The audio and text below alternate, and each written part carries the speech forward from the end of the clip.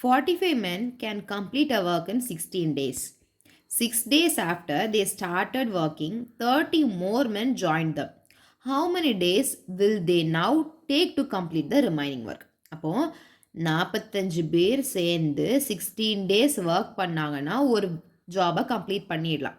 6 days after they started working, அந்த வேலையை தொடங்கி 6 நாளைக்கு அப்புறம் கூட கொஞ்சம் 30 மென் வந்து ஜாயின் பண்ணுறாங்க. அப்போ வந்து எவ்வளோ நாளையில் முடிச்சிடலாம்? கண்டிப்பாக என்ன, இந்த 16 டேஸை விட கம்மியாக முடிச்சிடலாம். அது எவ்வளோன்னு பார்த்துடலாமா? சரி, இப்போ என்ன கொடுத்துருக்காங்க?